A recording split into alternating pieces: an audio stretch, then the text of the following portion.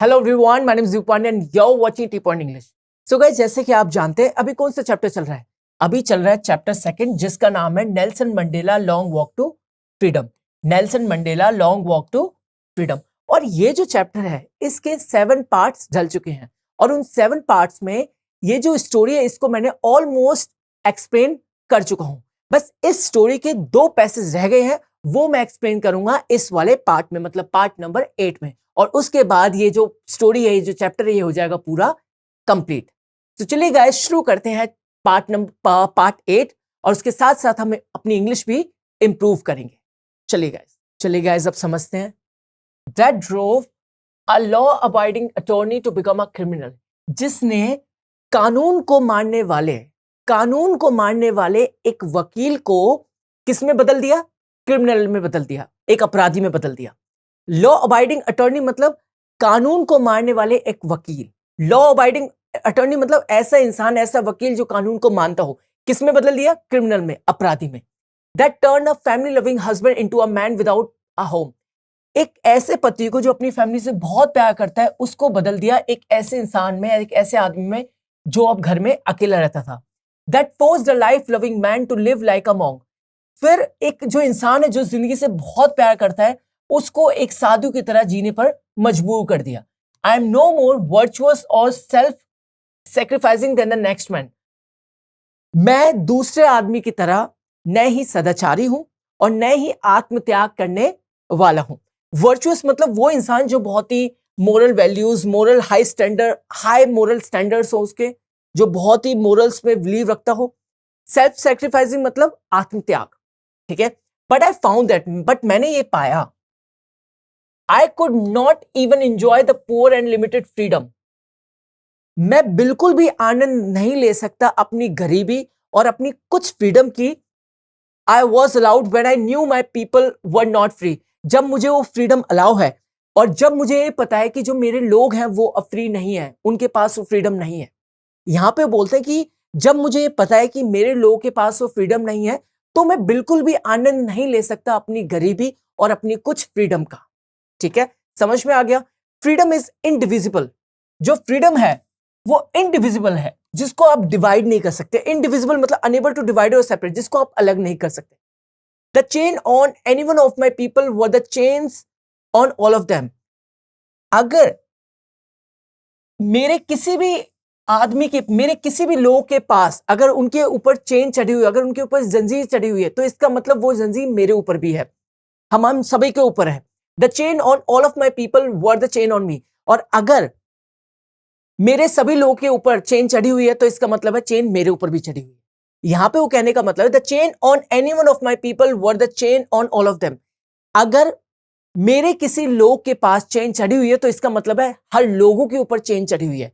और अगर सब लोगों के ऊपर चेन चढ़ी हुई है, तो इसका मतलब है चेन मेरे ऊपर भी चढ़ी हुई है। जंजीर, ठीक है, जंजीर, ठीक है, यहां पे उसकी बात हो रही है। अब यहां पे कुछ वर्ड है, मैं फिर से एक बार समझाता हूं। जिसके that drove a law abiding attorney to become a criminal, इसका मतलब है जिसने कानून को पालन करने वाले वकील को एक अपराधी में बदल दिया। जिसने जो पति अपनी फैमिली से बहुत प्यार करता था, उसको एक ऐसे इंसान बना दिया जो अब अलग रहता है, अकेले रहता है घर में। एक ऐसा इंसान जो अपनी जिंदगी से बहुत प्यार करता था, उसको मॉन्क बना दिया, साधु बना दिया, साधु बन गया मजबूरी से। और मैं दूसरे आदमी की तरह सदाचारी और आत्मत्याग करने वाला नहीं हूं, ठीक है। But I found that I could not even enjoy. फिर वो आगे बोलते हैं कि जब मुझे ये पता है कि मेरे लोग फ्री नहीं है, तो इससे मैं कैसे भी आनंद नहीं ले सकता हूं अपनी गरीबी और अपनी कुछ फ्रीडम का। Freedom is indivisible, freedom divided नहीं है। फ्रीडम को आप कैसे भी सेपरेट और डिवाइड नहीं कर सकते। अगर अगर कोई जंजीर मेरे कुछ लोगों में बंधी हुई है, तो इसका मतलब वो सभी लोगों में बंधी हुई है। और अगर सभी लोगों में वो जंजीर बंधी हुई है, तो इसका मतलब वो जंजीर मेरे पैरों में भी बंधी हुई है।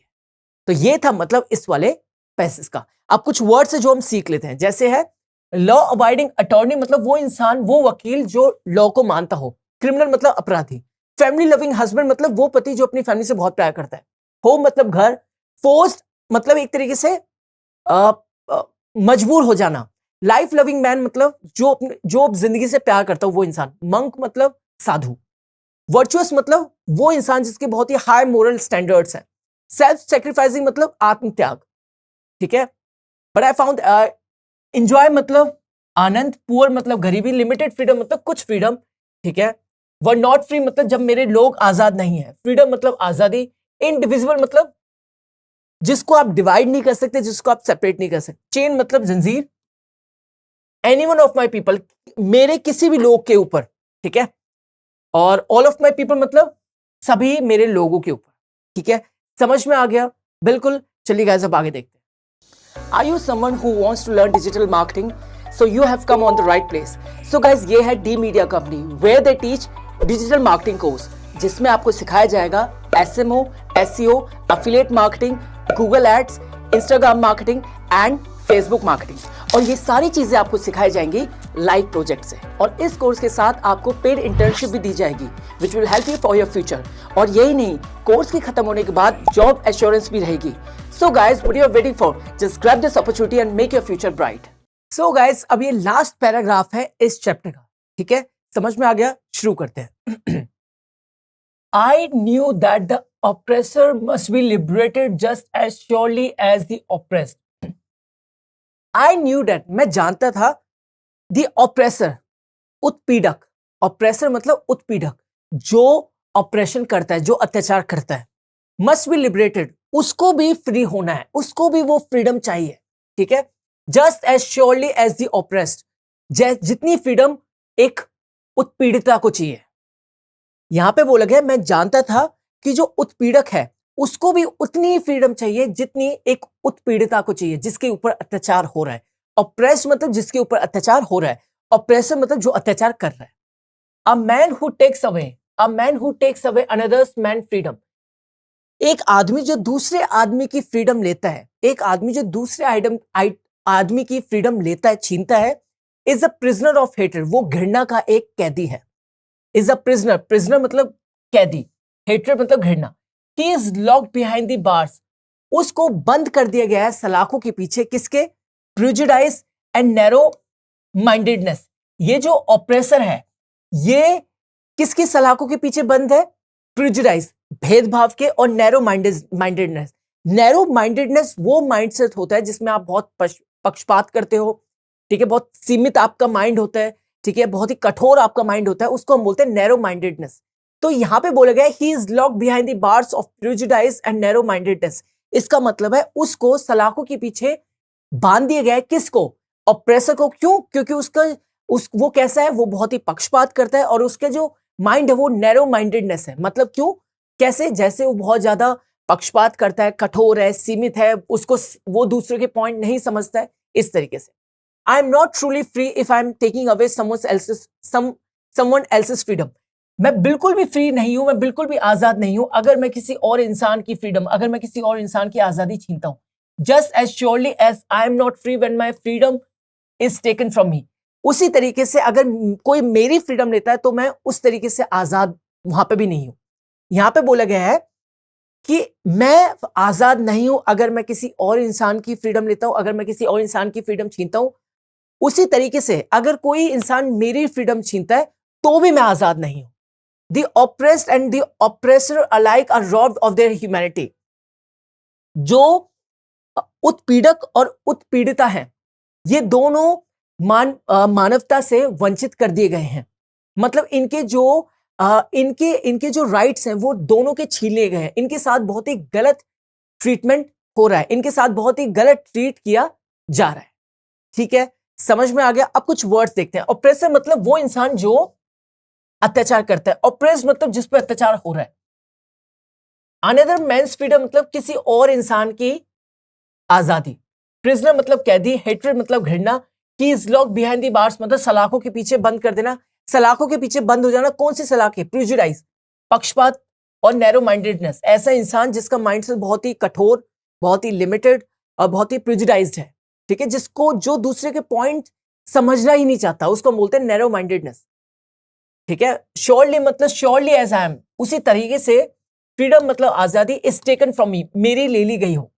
दी ऑप्रेस्ड मतलब वो इंसान जिस पर अत्याचार हो रहा है, ऑप्रेस्ड मतलब वो इंसान जो अत्याचार कर रहा है। Are like are robbed of their humanity, उनको मानवता से वंचित कर दिया गया है, उनके साथ, दोनों के साथ गलत ट्रीटमेंट हो रहा है। क्योंकि वो इंसान जो दूसरों के ऊपर अत्याचार कर रहा है, वो इंसान जो दूसरों की आजादी छीन रहा है, वो भी लिटरली आजाद नहीं है, वो भी लिटरली आजाद नहीं है। और जिसके ऊपर अत्याचार हो रहा है वो तो वैसे ही नहीं। ठीक है, समझ में आ गया? बिल्कुल। सो गाइज यहाँ पे ये क्लास होती है ओवर। सो गाइज यहाँ पे क्लास होती है ओवर और इसके साथ साथ ये चैप्टर भी होता है कंप्लीट। आई होप आपको ये चैप्टर अच्छी तरीके से समझ में आया होगा। मैंने इस चैप्टर को 8 पार्ट्स में डिवाइड करा है जिससे आपको ये चैप्टर अच्छी तरीके से समझ में आ जाए। और अगर आपको ये अच्छी तरीके से समझ में आया है, then don't forget to like, share, comment and subscribe to the channel. Keep on English. I'll see you in the next class. Bye bye guys.